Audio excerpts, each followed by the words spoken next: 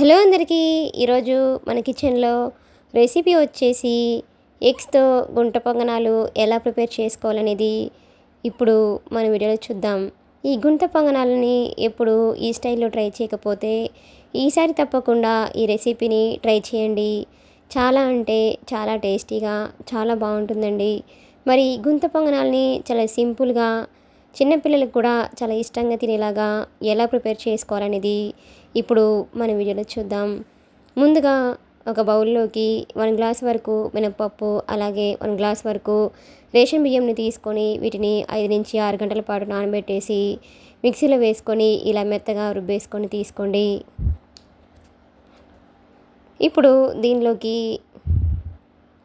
సన్నగా కట్ చేసి ఉంచిన ఆనియన్స్ని వేసుకోండి. అలాగే సన్నగా కట్ చేసి తీసుకున్న పచ్చిమిర్చిని, కొద్దిగా కరివేపాకుని కూడా సన్నగా కట్ చేసుకొని వేసుకోండి. అలాగే దీనిలోకి 1 స్పూన్ జీలకర్ర కూడా వేసుకోండి. అలాగే మీ టేస్ట్ తగ్గట్టుగా సాల్ట్ని కూడా యాడ్ చేసుకోండి. వీటన్నింటిని పిండిలో కలిసేలాగా ఇలా ఒకసారి బాగా మిక్సింగ్ చేయండి. ఇప్పుడు ఇలా రెడీ చేసుకున్న ఈ పిండిని ఒక 2-3 నిమిషాల పాటు ఇలా బాగా మిక్సింగ్ చేసుకొని దీనిని కన్సిస్టెన్సీ అనేది మరీ పలుచగా కాకుండా గుంత పొంగనాలు వేసుకోవడానికి వీలుగా ఉండేట్లుగా చూసుకోండి. ఇప్పుడు ఒక బౌల్లోకి సన్నగా కట్ చేసి ఉంచిన ఒక ఆనియన్ని తీసుకోండి. అలాగే చిటికెడు సాల్ట్, అలాగే 1 స్పూన్ కారం కూడా వేసుకొని వీటన్నిటిని ఒకసారి ఇలా బాగా కలుపుకొని దీనిలోకి ఎగ్స్ని బ్రేక్ చేసుకొని వేసుకోండి. ఇక్కడ నేనైతే 3 ఎగ్స్ తీసుకుంటున్నానండి. ఇలా 3 ఎగ్స్ కూడా వేసుకున్న తర్వాత ఒకసారి ఇలా బాగా మిక్సింగ్ చేయండి. ఇప్పుడు దీనిని కూడా రెడీగా పక్కన పెట్టండి. ఇప్పుడు స్టవ్ ఆన్ చేసుకొని గుంత పొంగనాలు వేసే ప్యాన్ ఏదైతే ఉంటుందో ఆ ప్యాన్ని పెట్టుకొని ప్యాన్ బాగా హీట్ అయిన తర్వాత ఆయిల్ని కొంచెం కొంచెంగా అన్ని గుంతల్లో వేసుకోండి.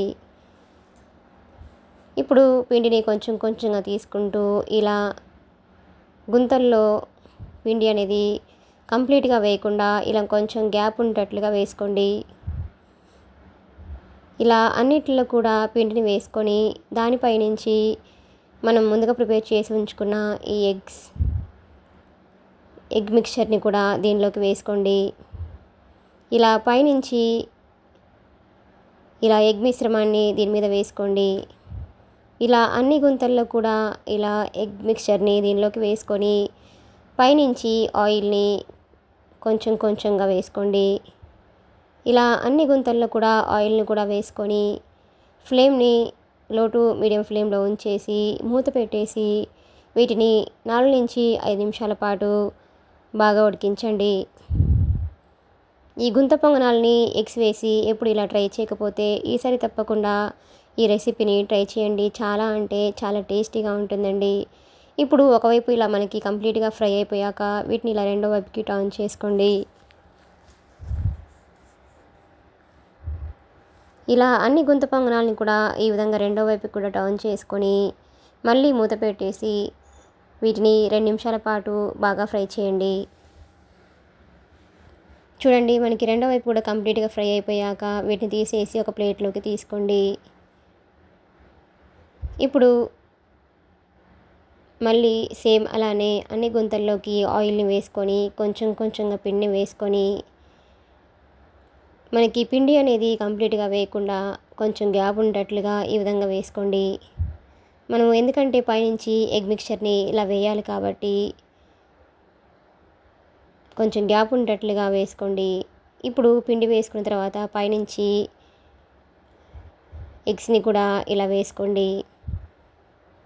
ఇప్పుడు పైనుంచి కొంచెం కొంచెంగా ఆయిల్ వేసుకుంటూ ఇలా అన్ని గుంతల్లో కూడా ఆయిల్ని వేసుకొని ఫ్లేమ్ని లో ఫ్లేమ్లో ఉంచేసి మూత పెట్టేసి వీటిని కూడా 4 నుంచి 5 నిమిషాల పాటు బాగా కుక్ చేయండి. చూడండి, ఒకవైపు పూర్తిగా ఉడికిపోయిన తర్వాత వీటిని రెండో వైపుకి ఇలా టర్న్ చేసుకోండి. ఫ్లేమ్ని మాత్రం లో ఫ్లేమ్లోనే ఉంచండి, లేదంటే మనకి గుంత పొంగనాలు అనేవి మీడియం ఫ్లేమ్లో కానివ్వండి హై ఫ్లేమ్లో ఉంచితే మాడిపోయే ఛాన్స్ ఉంటుందండి. వీటిని కూడా ఇలా రెండో వైపుకి టర్న్ చేసుకొని మూత పెట్టేసి 2 నిమిషాల తర్వాత ఉడికించేసుకొని వీటిని ఒక ప్లేట్లోకి తీసుకోండి.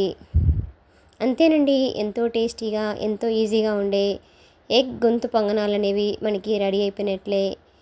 ఇలా రెడీ అయిపోయిన ఈ గుంత పొంగనాల్ని ఒక సర్వింగ్ ప్లేట్లోకి తీసుకొని వేడివేడిగా పల్లి చట్నీతో కానివ్వండి, కొబ్బరి చట్నీ, ఏదైనా చట్నీతో సర్వ్ చేసుకుంటే ఆ టేస్ట్ అనేది చాలా చాలా బాగుంటుందండి.